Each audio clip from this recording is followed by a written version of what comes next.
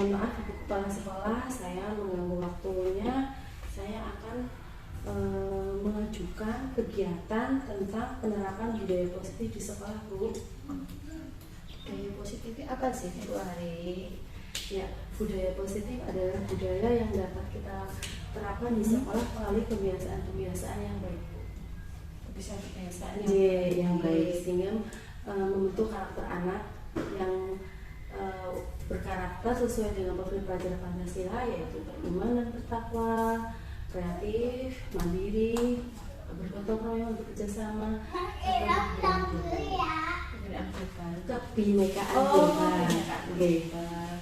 global itu coba bisa dijelaskan apa enggak? Kebinekaan global itu adalah mencari toleransi, Bu, dengan sesama manusia tanpa melihat ras, suku, bahasa ataupun latar belakang agama ataupun misalnya.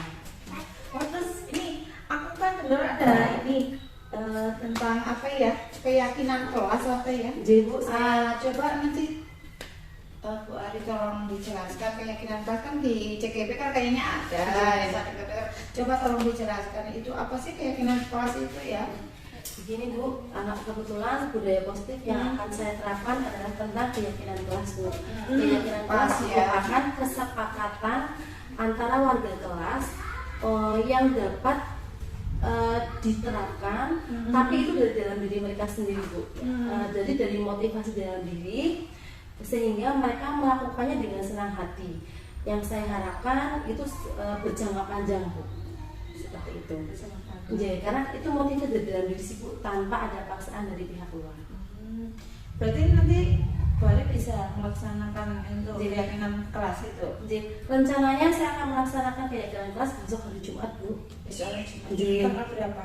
Tanggal 26 nih. Tanggal 26 ya.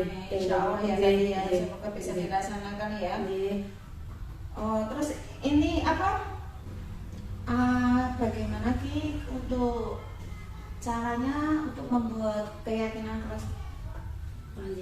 Rencananya saya kerjakan adalah saya mendiskusikan kepada anak-anak, Bu.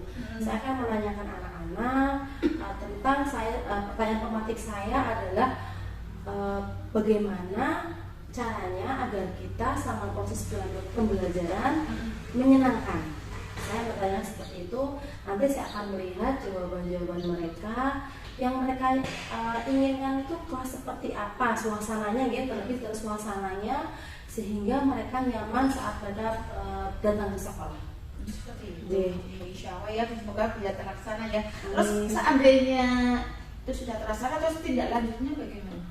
Tindak lanjutnya saya rencana setelah saya menemukan keyakinan kelas yang kita sepakati bersama, saya akan membuat poster, Bu. Saya akan membuat poster dan anak-anak saya tempel di dalam kelas agar mereka dapat melihat sewaktu-waktu, sehingga tanpa saya meminta, secara otomatis mereka akan menyadari, oh ya, keyakinan kelas yang sudah disepakati bersama. Dan saya akan meminta anak-anak untuk mengecap jari, Bu, karena kebetulan level kita adalah level TK, bukan dalam berupa tanda tangan, tapi saya meminta mereka mengecap jari jempol sebagai tanda bahwa mereka menyepakati apa yang sudah kita diskusikan bersama-sama. Seperti itu ya. Terus kalau sudah terlaksana kan ada tindak lanjutnya ya. Terus harapan yang ingin Bu Ari inginkan dengan pelaksanaan apa keyakinan kelas itu gimana harapannya? Harapan saya ke depannya budaya positif ini dapat mereka implementasikan juga, Bu, bukan hanya dalam kelas, namun dalam kehidupan bermasyarakat, baik itu di keluarga maupun di lingkungan sekitarnya. Harapan saya seperti itu. Harapannya. Mungkin saya juga minta ini ya, Bu Ari, supaya juga memberikan ini contoh juga, atau memberikan pelajaran kepada teman-teman yang lain. Jadi beri inilah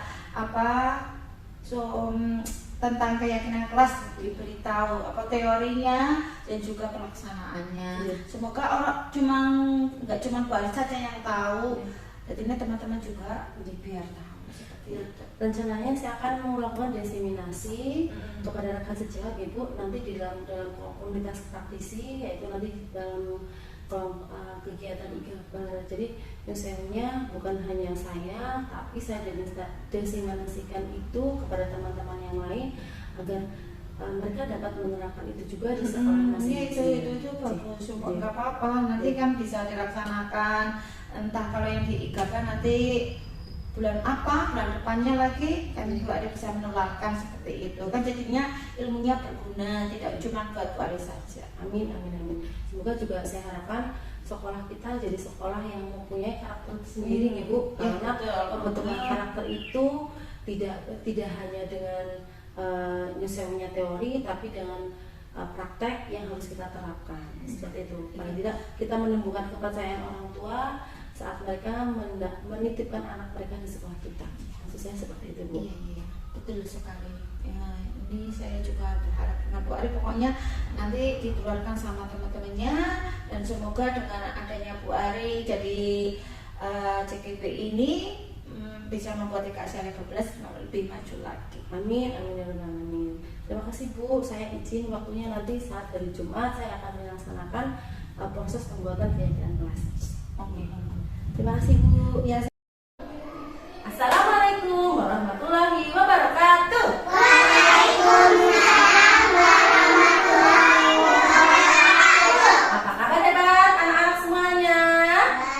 Baik. Nah, sudah liburan kemarin. Asik apa asik liburan panjang? Nah, sekarang saat kita masuk, sebelum memulai pelajaran, Bu Ari mau kita bikin keyakinan kelas. Nah, biar kita bikin keyakinan kelas.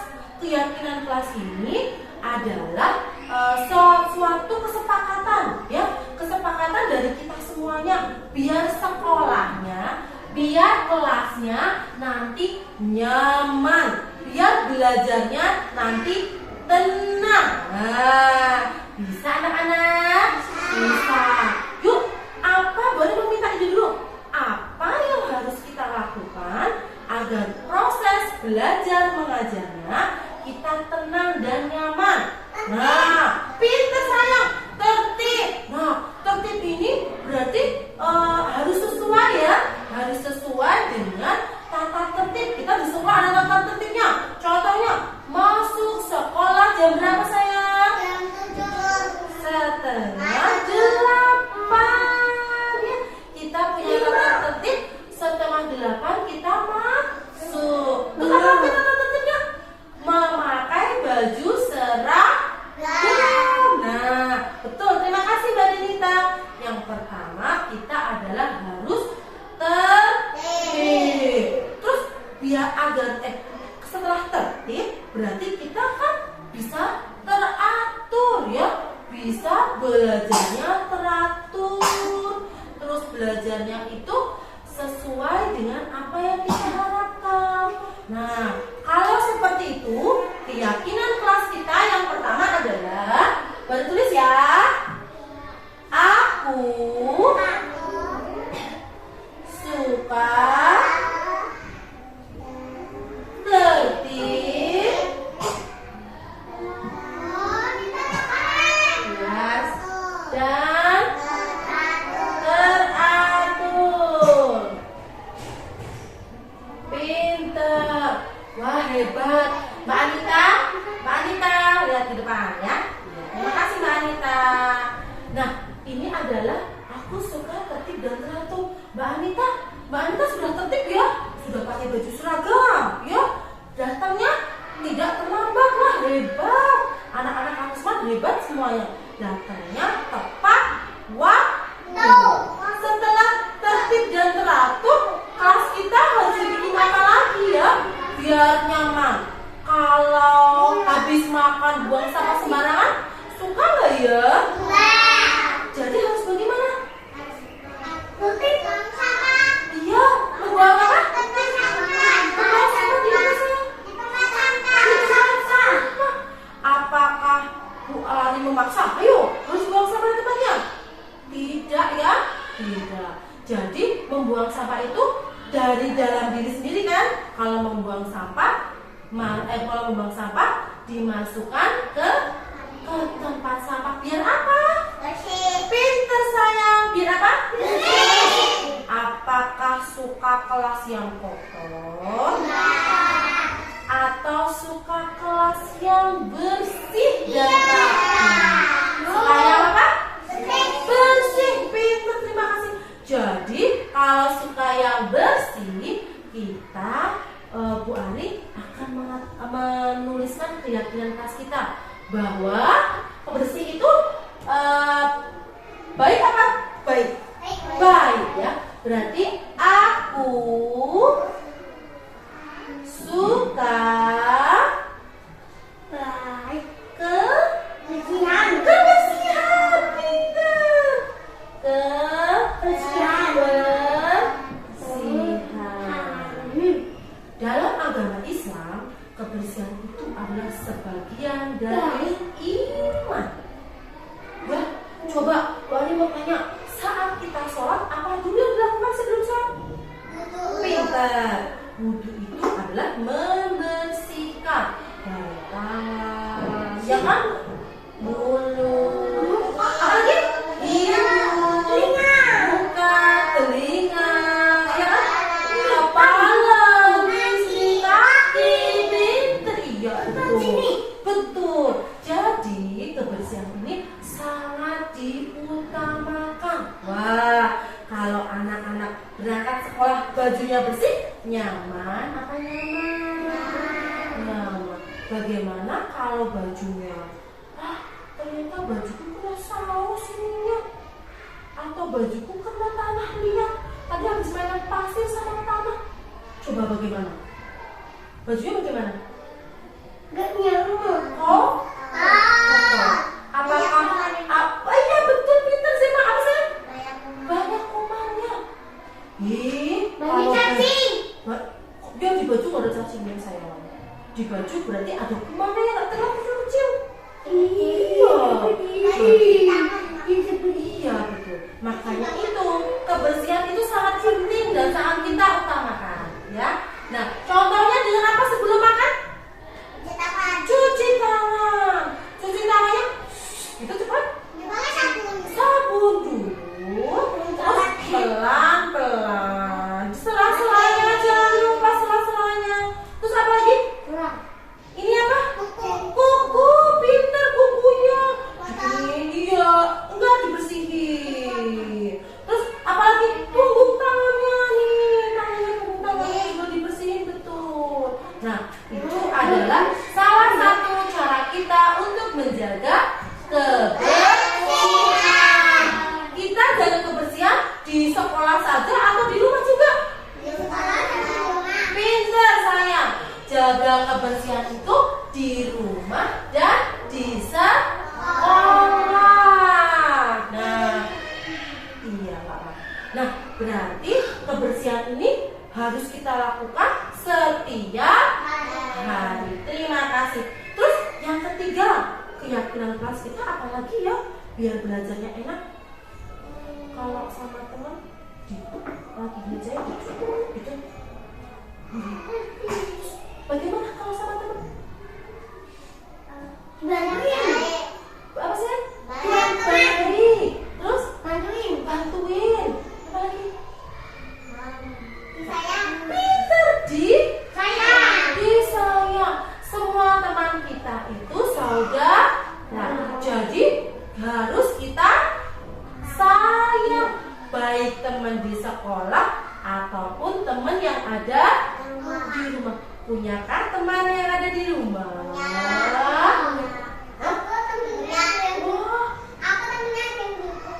Oh iya, banyak apa banyak teman di rumah? Banyak. Suka main sama temennya? Suka. Kalau begitu boleh Bu Ari bikin keyakinan kelas kita yang ketiga adalah aku bagaimana sama teman? Lihat, kalau sama teman bagaimana? Sayang. Aku sayang. Pintar. Sayang teman. Jadi dengan teman itu harus kita jaga. Kita berbaik-baik ya. Nah, ini sayang teman ini merupakan keyakinan kelas yang menurut Bu Ari bagus sekali. Karena kalau kita sudah sayang sama teman, kita sudah menganggap teman adalah saudara, berarti tidak saling menyakiti. Kalau teman jatuh kesakitan, apa yang harus kita perbuat? Terima kasih, betul sekali. Obatin, ya Allah, terima kasih. Pinter banget Mas Farah, terima kasih. Ya, dibantuin bangun, boleh, pinter banget itu. Nah, selanjutnya kita bikin satu lagi ya. Apa lagi ya? Biar kita belajarnya nyaman. Satu lagi, kalau pakai kaos kaki sama sepatu bagaimana ya? Wah, sudah bisa? Sudah bisa pakai kaos kaki sendiri? Pakai sepatu sendiri sudah bisa? Sudah bisa. Oke, Mas Fala, kalau sudah bisa memakai kaos kaki sama sepatu, dipakaikan di rumah nggak sama ibu? Enggak, berarti sudah bisa sendiri. Sudah. Bagaimana dengan bajunya? Pakai sendiri. Oh, bisa Bazila pakai sendiri? Siapa lagi yang sudah bisa pakai baju sendiri? Wah, pinter, hebat. Alhamdulillah, kelas Isma semuanya sudah bisa mandi sendiri, pakai baju sendiri, kaos kaki sama sepatunya sendiri, pakai celana sendiri. Wah, pakai celana sendiri, pinter. Berarti kalau kita sedang belajar mau pipis, kebelet pipis, bagaimana? Ya, izin dulu. Bisakah ke toilet? Bisa, pinter, terima kasih. Nanti kalau ke toilet boleh ditemani sama satu teman, ya? Oke? Oke, ya. Boleh, berarti kalau begitu Pak tulis ya. Keyakinan kelas kita yang keempat adalah aku anak mandiri. Pinter, aku anak mandiri. Wow, kita baca lagi bersama-sama, lihat. Yuk kita lihat ke depan Mas Fala. Yang pertama, aku suka tertib dan teratur. Yang kedua, aku suka kebersihan. Pinter. Yang ketiga, aku sayang teman. Wah, pinter. Satu lagi, aku anak mandiri. Baiklah, ini adalah keyakinan kelas yang sudah kita sepakati, ya. Anak-anak suka kalau keyakinan kelas kita seperti ini? Suka. Semoga kita dalam proses pembelajaran di semester berapa sayang? 2. Semester 2 ini dapat berjalan dengan nyaman, baik, betul, lancar. Wah, pintar Mas, betul. Ada lancar juga. Nah, setelah itu keyakinan kelas ini akan Bu Guru cetak, ya, akan Bu Guru cetak, lalu kita tempel di kelas. Ya, mau apa mau? Oke, nanti kita tempel di kelas untuk bisa kita ingat bersama-sama. Kalau sedang belajar, berarti harus ingat ini keyakinannya. Jadi kalau mau nyubit teman, iya, kan aku harus sayang sama teman. Iya enggak? Iya. Jadi dari dalam diri sendiri itu adalah yang paling baik. Misalnya mau membuang sampah sembarang. Iya, kan yang namanya membuang sampah itu tidak baik, membuat kotor. Sedangkan aku harus jadi anak yang bersih.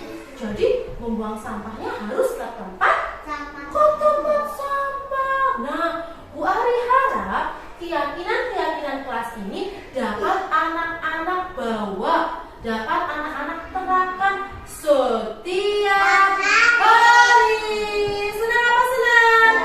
Senang. Nah, anak hebat, anak pintar. Keyakinan kelas ini terima kasih sudah kita bikin bersama-sama. Nah, nanti Bu Guru ketik, lalu kita tempel. Dikasih gambar apa ya kira-kira bagusnya? Oh, ada kupu-kupunya, ada bintangnya, ada bunganya, ada bulannya, ada pelanginya. Mas? Oh, Mickey Mouse? Oh, ada rumahnya? Oke, nanti Bu Ari lihat apa ya? Oh, ada Upin Ipinnya. Ya, ada Kak Rosnya boleh. Ada bunganya boleh. Nanti Bu Guru, nanti Bu Guru print, lalu kita tempel di kelas agar kita bersama-sama saling mengingatkan. Iya, ataupun anak soleh.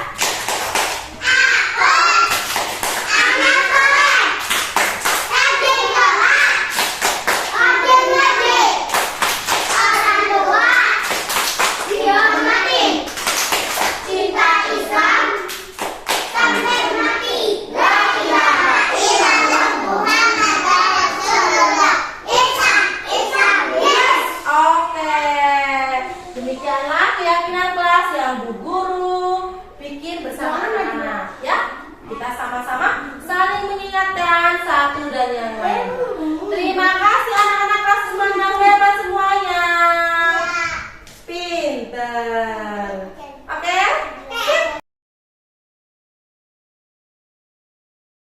Ya, terima kasih kepada Ibu Ketua Jabar, yang terhormat juga buat Ibu Esti selaku businessman dan teman-teman yang berbahagia.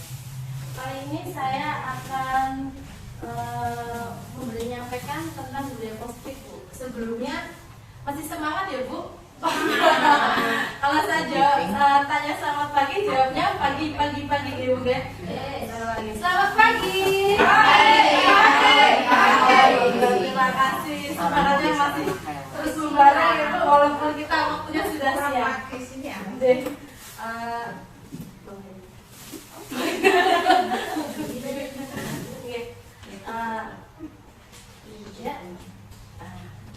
Ini tentang budaya positif yang akan kita terapkan di sekolah. Apa itu budaya positif, Bu, yang disampaikan di sekolahan? Budaya positif di sekolahan ialah nilai-nilai atau keyakinan-keyakinan dan kebiasaan-kebiasaan di sekolah yang berpihak pada murid agar murid dapat berkembang menjadi pribadi yang kritis, penuh hormat, dan bertanggung jawab. Budaya-budaya positif ini diharapkan untuk selalu dikembangkan di sekolah. Contohnya karakter-karakter dari kebijakan-kebijakan universal. Salah satunya adalah mandiri, tanggung jawab. Nah, ini yang akan terus kita pupuk dan kita budayakan dalam sekolah, sehingga sekolah tersebut menjadi sekolah yang aman, nyaman dalam proses pembelajarannya. Selanjutnya, dari budaya-budaya positif ini ternyata ada 6, Bu. Yang pertama adalah disiplin positif dan nilai-nilai kebajikan universal. Yang kedua adalah teori motivasi, hukum dan penghargaan restitusi. Yang ketiga adalah keyakinan kelas. Yang keempat, kebutuhan dasar manusia dan dunia yang berkualitas. Yang kelima, restitusi, yaitu 5 posisi kontrol seorang guru. Yang keenam adalah restitusi. Next. Yang pertama kita ini ya, Bu, kita bahas terlebih dahulu. Yang pertama adalah disiplin positif dan nilai-nilai kebajikan universal. Ini menurut Diana dosen dalam bukunya Restructuration Equal Disiplin, yang berasal dari bahasa Latinnya yaitu disiplina. Mohon maaf kalau saya salah menyebutkan, karena bahasa Latin saya juga agak belibet ya. Yang artinya belajar dan berkonotasi dengan disiplin diri dari murid-murid. Disiplin positif ini tidak harus dengan memberikan hukuman, Bu. Justru disiplin positif ini adalah alternatif terakhir, dan kalau perlu tidak digunakan sama sekali.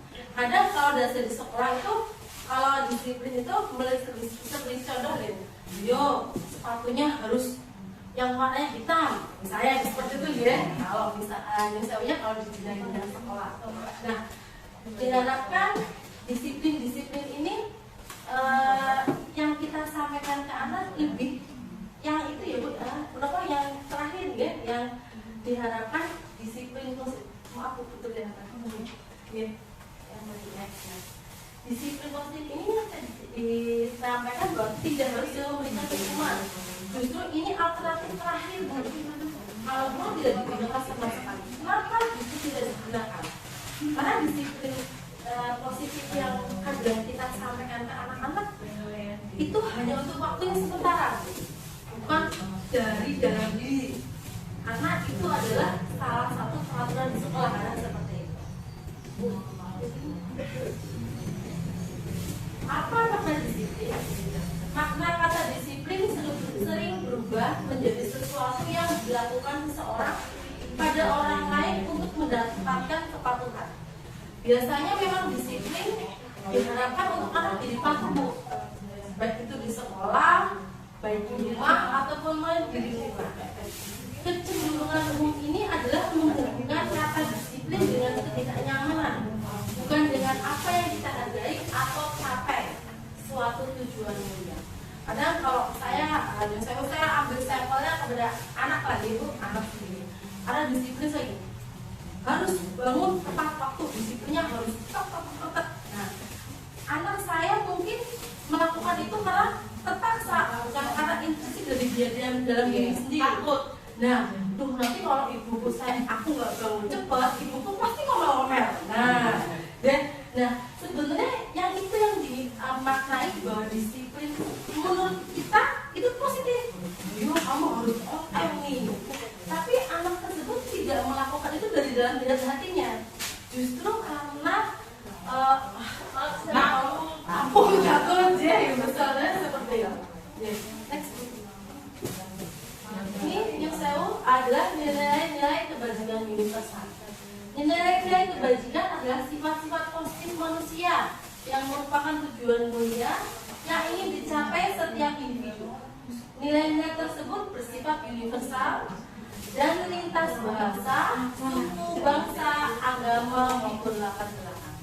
Ini seperti yang disampaikan Dr. William Geiser dalam teori kontrolnya, Ibu. Setiap perilaku atau perbuatan pasti memiliki tujuan. Saat mungkin anak saya sedang bersikap tenang, rapi, dia pasti memiliki tujuan. Oh, biar nanti pulang pasti mau belajar. Nah, pasti yang namanya anak pasti ada seperti itu ya. Dengan mengaitkan nilai-nilai kebajikan yang diyakini seseorang, maka motivasi intuisinya, motivasi dalam dirinya itu akan terbangun sehingga menggerakkan motivasi lain dari dalam untuk dapat mencapai tujuan mulia yang diinginkan. Itu menurut Diana dosen. Nah, nilai-nilai kebajikan ini dicapai oleh setiap anak Indonesia. Kita kenal dengan profil pelajar Pancasila yang saat ini sedang digalakkan oleh pemerintah ya. Dari profil pelajar Pancasila ini ada beriman dan bertakwa, mandiri, beraktivitas, kebinekaan global, bergotong royong dan kreatif. Ada nilai-nilai kebajikan lagi selain profil pelajar Pancasila Bu. Ada 7 pilar, ada dari GPO, dan itu ada 7 elemen, adalah long, itu juga ada. Sekitar ada 7 nilai kebajikan.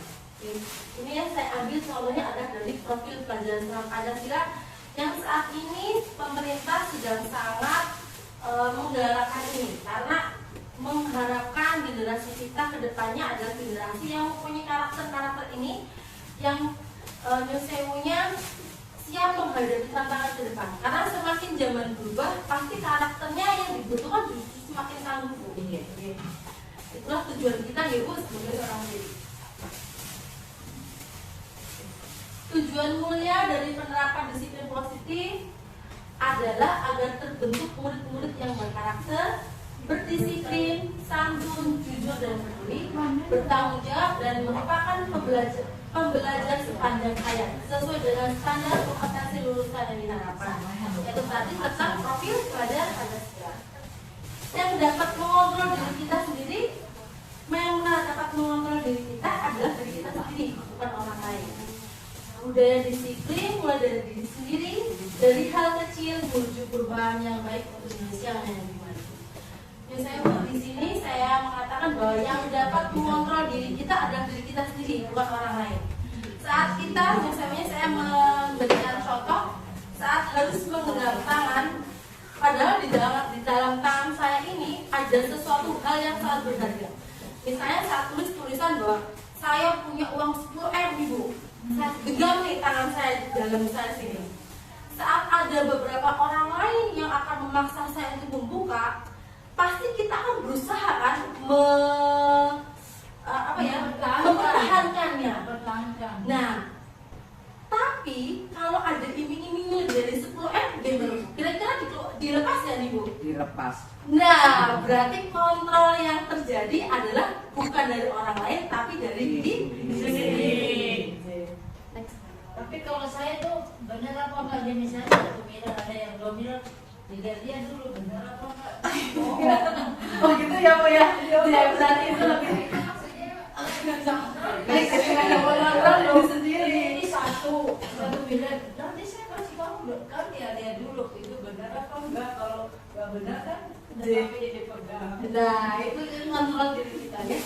Yang kedua tadi adalah teori motivasi, hukum, dan penghargaan serta restitusi. Yang pertama adalah 3 teori motivasi perilaku manusia. Ternyata dari perilaku manusia itu ada 3 Bu motivasinya. Yang pertama adalah untuk menghindari ketidaknyamanan atau hukuman.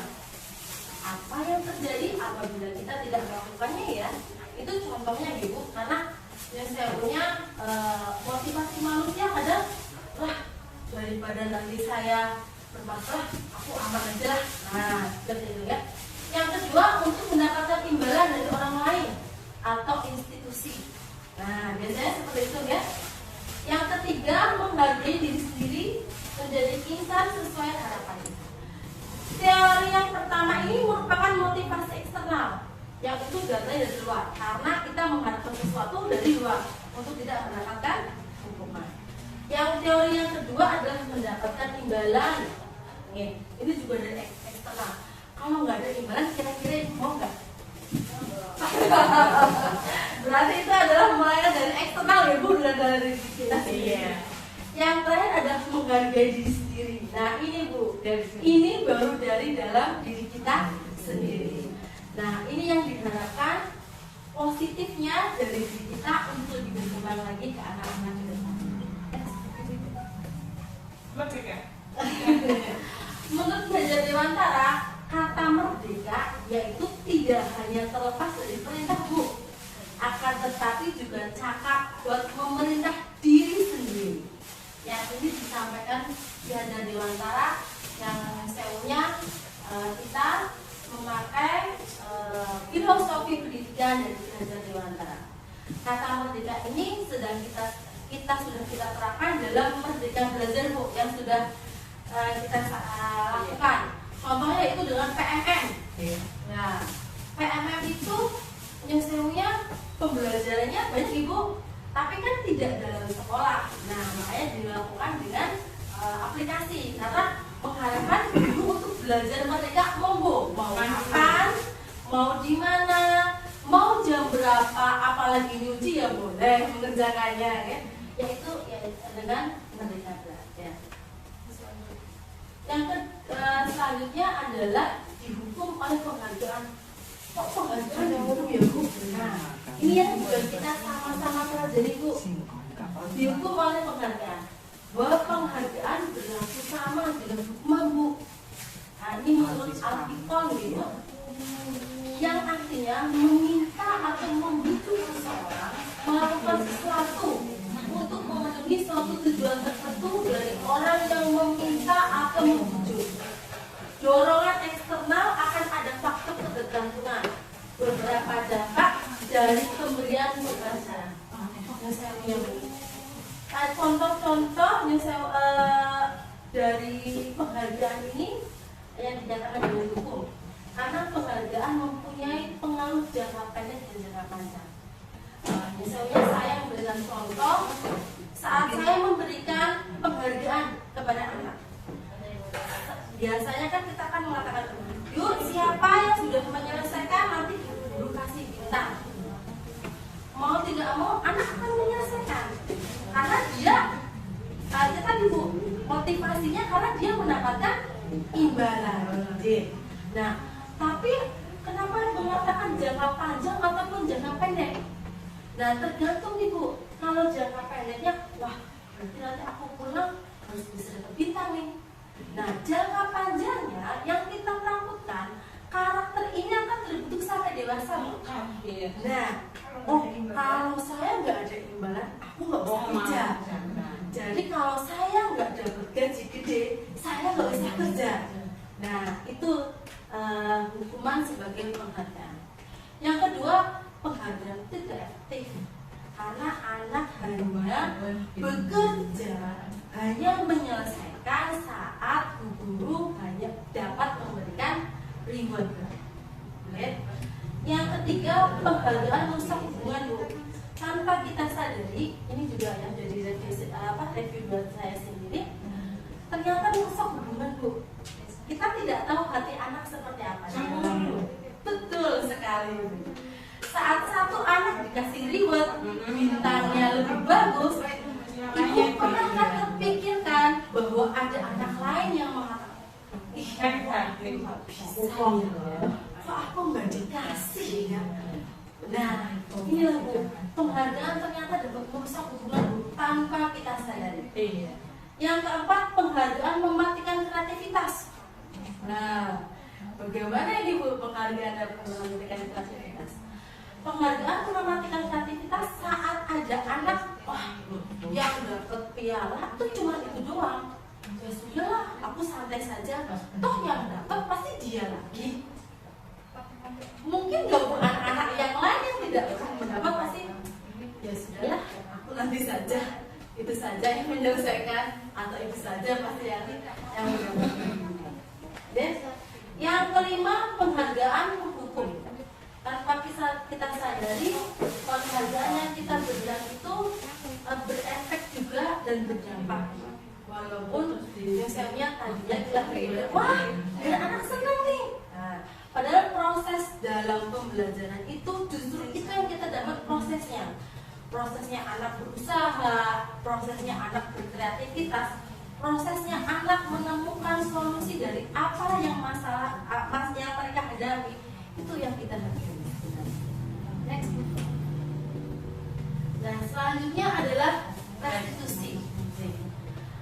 Nah, mungkin di PMM sudah lihat ya yang kemarin topik tentang restitusi ya.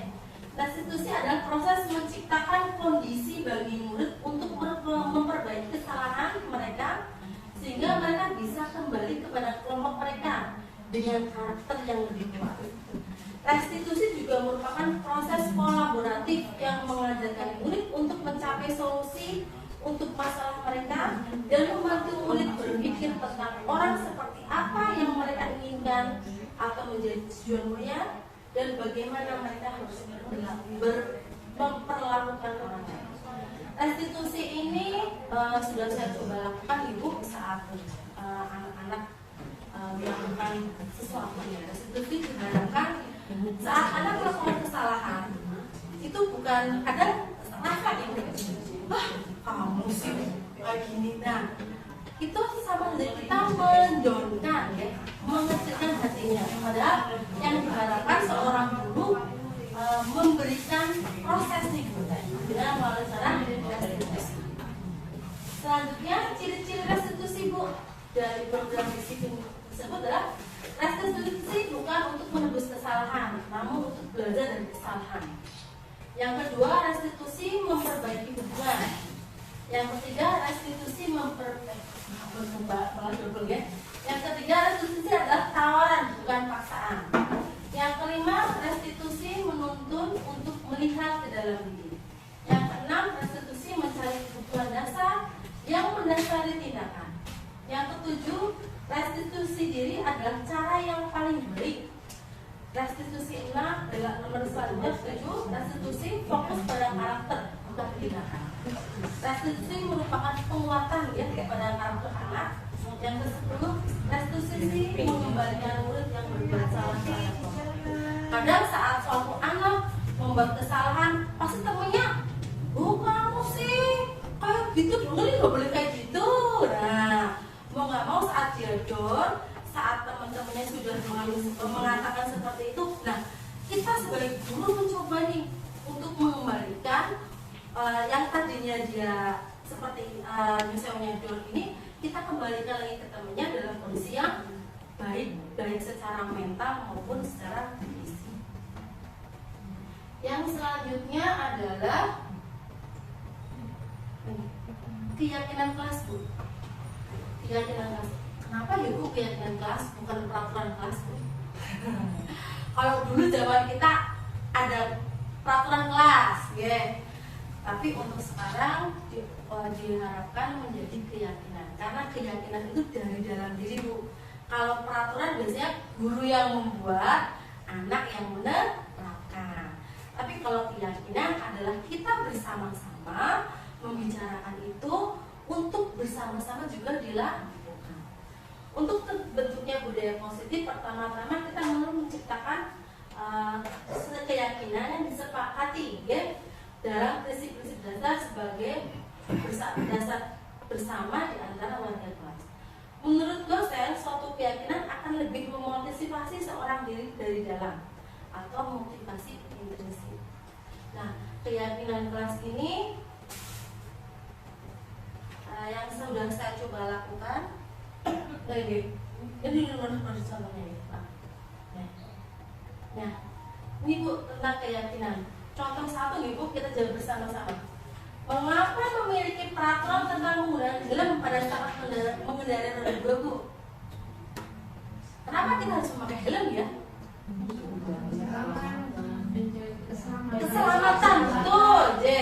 Terus yang kedua, mengapa kita memerlukan peraturan menggunakan masker ataupun mencuci tangan? Menjaga kesehatan. Nah, nilai keselamatan di sini dan nilai kesehatan di sini itu merupakan satu keyakinan yang merupakan keyakinan kebijakan secara universal. Nah, nilai-nilai ini Bu, yang baik tersurat maupun tersirat, terlepas dari latar belakang, suku, negara, bahasa maupun agama. Nah, dengan keyakinan ini kita pasti yakin Bu, kalau nggak pakai helm, Bu nanti jatuh, itu berbahaya. Mau tidak mau, tanpa kita dipaksa dengan orang lain, pasti kita akan memakai helm. Nah, keyakinan-keyakinan ini Bu yang diharapkan kita tanamkan di anak-anak dengan keyakinan yang positif. Nah, ini saya mencoba membuat keyakinan kelas di kelas saya, Ibu. Saya menggunakan kata-kata yang contohnya saya lebih suka kalau saya meminta anak-anak untuk mengatakan, saya meminta pendapat mereka, kelas yang aman dan nyaman saat proses belajar itu yang mereka maunya seperti apa? Yang pertama pasti mereka jawab, tidak lari-lari, tidak berisik, pasti akan menjawab seperti itu. Saya mau memberikan kata-kata yang saya harap jadi motivasi. Aku suka tertib dan teratur. Ya. Yang kedua, kadang ada lagi, aku gak mau Bu, sama teman berantem. Nah, itu saya ambil, aku sayang teman. Yang ketiga, tidak membuang sampah atau membuang sampah pada tempatnya. Aku menjaga kebersihan. Yang terakhir adalah aku anak mandiri. Ya, ini yang sudah saya lakukan pada anak-anak saat melakukan restitusi. Selanjutnya ini Bu, yuk kita sama-sama. Biasa di peraturan di sekolah ada segini. Selalu kembalikan buku ke tempatnya. Seharusnya keyakinan kelasnya apa nih Bu? Yang baiknya kalau selalu kembalikan ke tempatnya. Kira-kira apa Bu nih? Kata-kata baiknya bertanggung jawab ya Bu ya. Nah, anak harus mengembalikan ke tempatnya. dilarang mengganggu orang lain. Ada kadang seperti itu, nggak boleh berisik, nggak boleh jahil sama temennya. Apa nih Bu keyakinan kelas yang sekiranya bisa dipakai untuk anak-anak? Mengganggu orang lain, sayang teman, boleh tidak mengganggu orang lain, tidak menyakiti ya. Hadir sekolah 15 menit sebelum pembelajaran. Disiplin, ya boleh, atau tepat waktu. Yang keempat, dilarang melakukan kekerasan. Nah, cinta damai, boleh Ibu, terima kasih. Yang kelima, ini kayaknya nggak untuk anak-anak ya. Dilarang menggunakan narkoba, menjaga kesehatan. Karena narkoba juga berbahaya nih Bu. Yang keenam, bergantian atau menunggu giliran Bu. Bersabar ya, gunakan masker, menjaga kesehatan. Jangan berlari-lari di kelas atau di koridor. Keselamatan, karena bahaya juga kan Ibu jalan-jalan atau berlari di koridor. Yang kelima adalah kebutuhan dasar manusia dan dunia berkualitas. Apa itu kebutuhan dasar manusia? Kebutuhan dasar manusia itu dibagi jadi 5 Bu. Ternyata manusia itu membutuhkan cinta kasih atau rasa memiliki dan dimiliki. Itu dasarnya ya. Yang kedua adalah penguasaan ya. Karena yang namanya manusia pasti kepengen dong punya berkuasa ya. Yang ketiga kebebasan. Ada anak-anak juga mencari ini Bu, kebebasan karena dia tidak mendapatkan di rumah. Yang keempat adalah kesenangan. Wah, aku tuh pengen nyari senang loh, karena dimarahin terus. Ada juga yang seperti itu gitu. Yeah. Yang terakhir ada bertahan hidup. Nah, ini biasanya kalau ke anak yang lebih dewasa, anak untuk bertahan hidup. Ya. Dunia yang berkualitas. Nah, dunia yang berkualitas itu apa Bu? Ya, tadi kita membahas tentang kebutuhan manusia. Ternyata kebutuhan manusia itu juga mempunyai dunia berkualitas. Dunia berkualitas ini lebih unik dan personal. Itu lebih mendalam lagi dia Bu terhadap diri sendiri. Dunia berkualitas berisi tentang tempat khusus yang ada dalam pikiran Anda. Misalnya hal-hal apa saja yang terbaik dalam hidup Anda dan membuat Anda lebih bahagia sehingga kebutuhan dasarnya terpenuhi. Menurut Dr. William Glasser menyebutnya sebagai album foto Bu. Mau tidak mau kita mempunyai album foto nih Bu di rekaman otak kita ya. Sehingga isinya kan tidak terlalu banyak Ibu.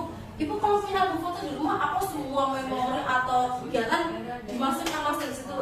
Tidak kan ya, pasti hal-hal yang istimewa, hal-hal yang berkesan ya.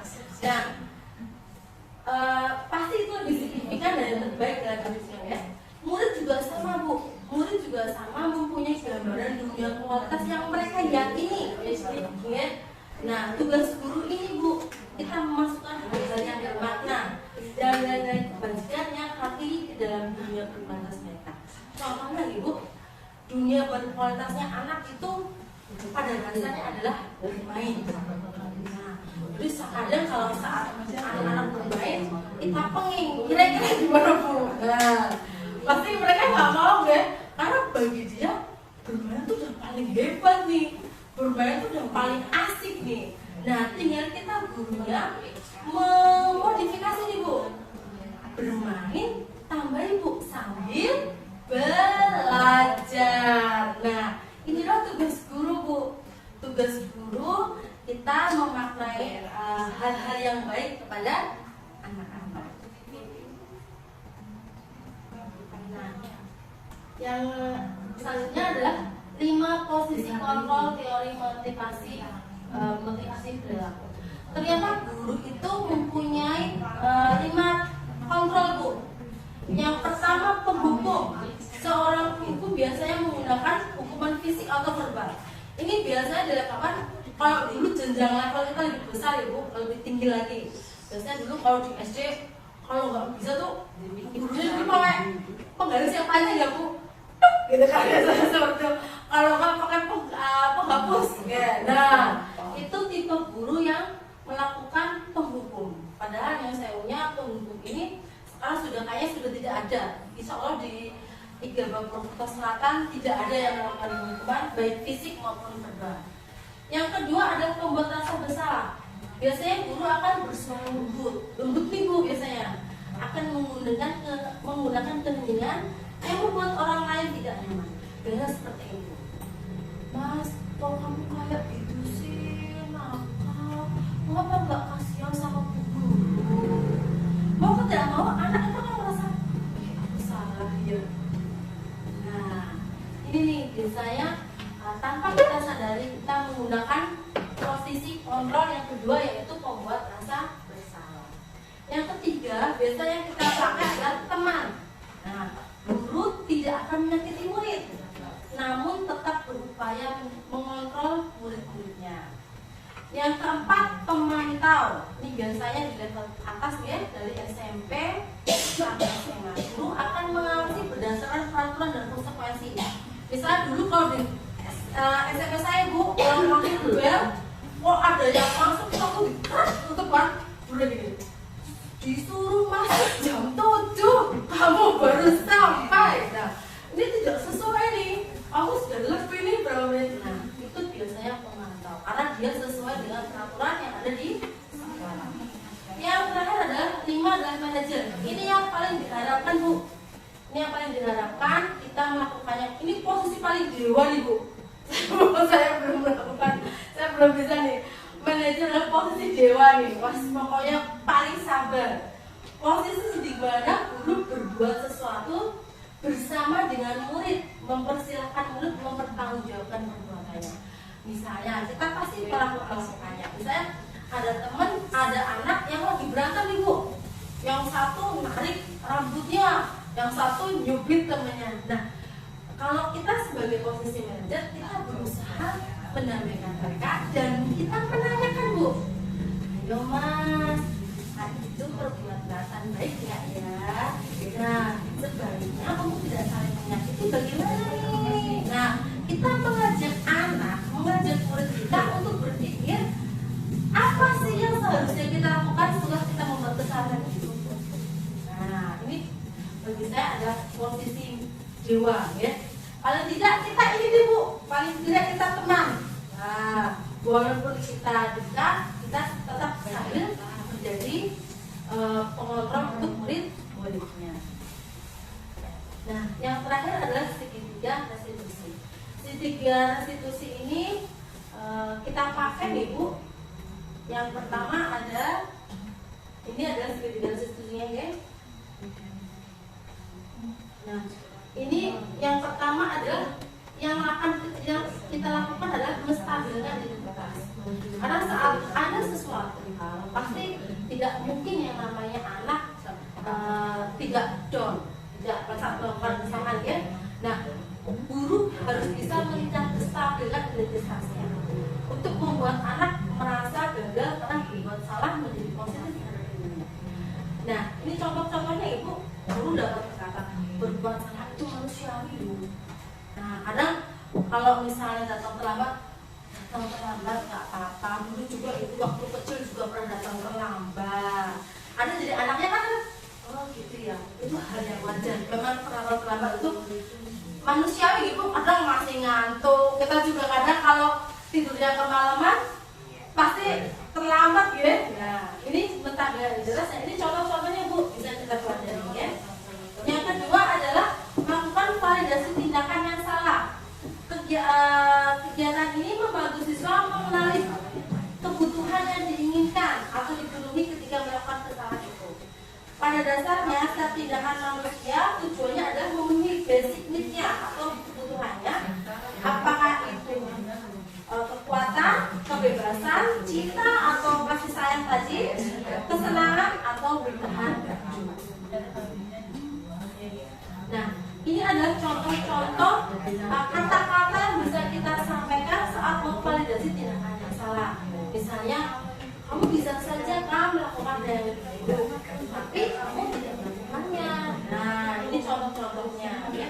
Yang ketiga adalah menanyakan keyakinan.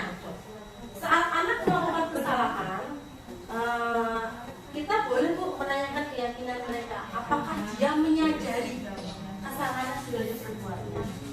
Nah, ini ada beberapa contoh pertanyaan-pertanyaan tentang menanyakan keyakinan anak-anak. Nah, Ibu, kita yang memilih profesi seperti itu, apakah di sini ada yang dipaksa Bu jadi guru? Waktu semoga tidak ada. Berarti memilih untuk mengurusi kehidupan orang nih Bu, ternyata mau tidak mau kita memilih mengurusi kehidupan anak-anak B, memilih untuk bertanggung jawab dalam meningkatkan kualitas manusia, memilih untuk bertanggung jawab bagi kehidupan orang lain. Tak perlu gengsi, saling belajar, saling memberi masukan, menjadi seperti air, teguh pendiriannya, namun juga siap untuk menyelesaikan diri dalam menjadi proses belajar yang dilalui. Ini menurut Khadijah, ya, dia merupakan salah satu profil kami yang ada di CGP. Ya. Kata-kata ini bagi saya sangat berkesan Bu, karena itu dapat mereview saya sebagai seorang pendidik. Dan kata-kata ini juga harus menjadi apa yang motivasi saya untuk berbuat baik lagi terhadap anak-anak. Ya, mungkin demikian Bu dari saya. Mohon maaf apabila banyak kekurangannya, banyak juga kata-kata saya yang kurang berkenan. Saya mohon maaf. Terima kasih. Wassalamualaikum warahmatullahi wabarakatuh.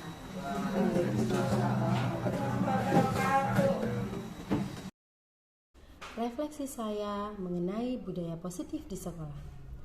Saya mengambil keyakinan kelas yang saya terapkan dalam budaya positif di sekolah. Setelah melakukan kegiatan tersebut, cara pandang saya berubah karena saya melibatkan anak-anak saya dalam pembuatan keyakinan kelas. Saya menciptakan lingkungan belajar yang aman dan nyaman untuk anak didik saya dalam proses pembelajaran, dengan tidak memberikan intimidasi berupa hukuman ataupun penghargaan. Dengan kegiatan keyakinan kelas, melalui kesepakatan bersama menjadikan murid-murid lebih percaya diri untuk berpendapat dalam menyelesaikan suatu masalah. Melalui keyakinan kelas yang kita sepakati bersama dapat membantu anak-anak untuk menumbuhkan rasa bertanggung jawab, disiplin, dan percaya diri. Adapun rencana perbaikan ataupun pengembangan diri di masa mendatang yang akan saya lakukan adalah 1. Melakukan evaluasi tentang keyakinan kelas yang saya buat secara berkala, baik itu 1 semester ataupun bulanan. Yang selanjutnya menempatkan diri saya pada posisi kontrol sebagai seorang manajer secara konsisten.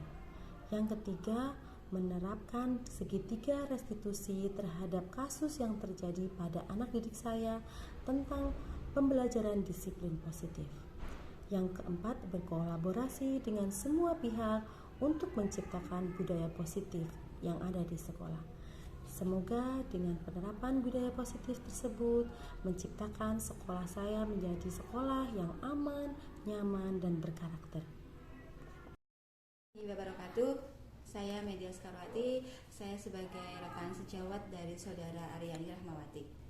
Saya sangat senang sekali teman saya Ibu Aryani mengikuti kegiatan CGP Angkatan ke-7, yang mana Ibu Ari sebagai seorang CGP telah melakukan kegiatan penerapan pada pendidikan guru penggerak.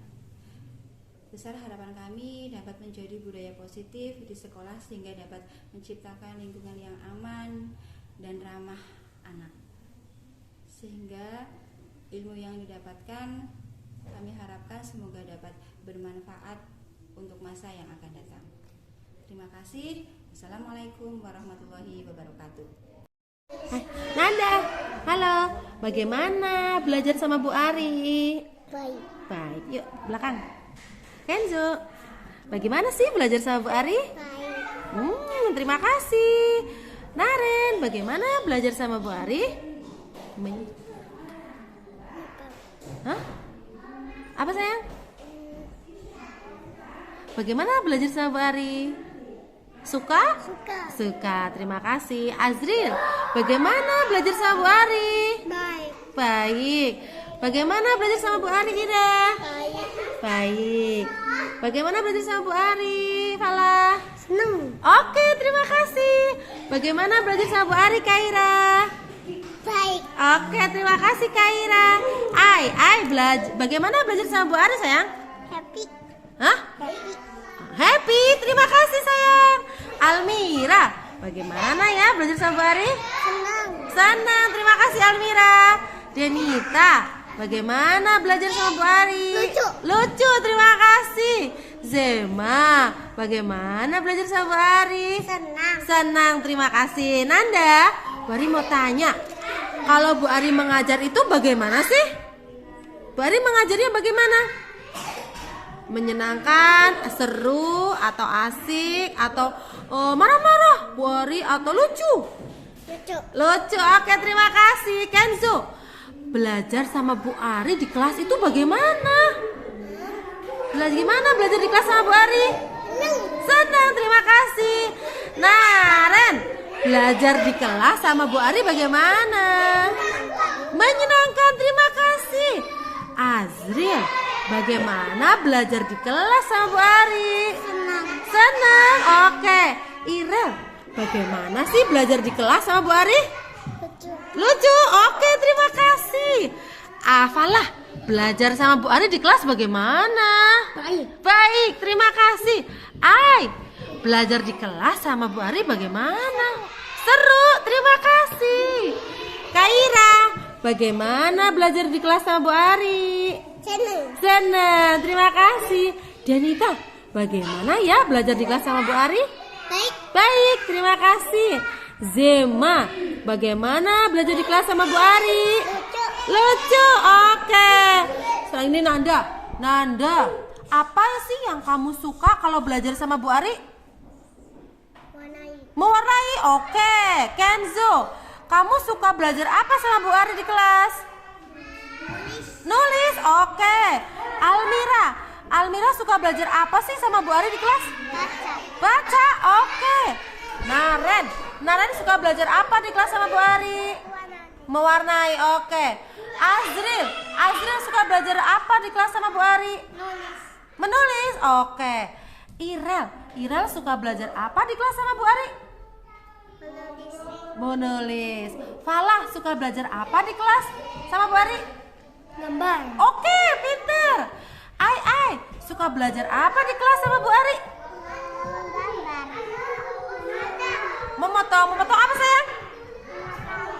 Sayuran, oke, terima kasih. Kaira suka belajar apa di kelas sama Bu Ari?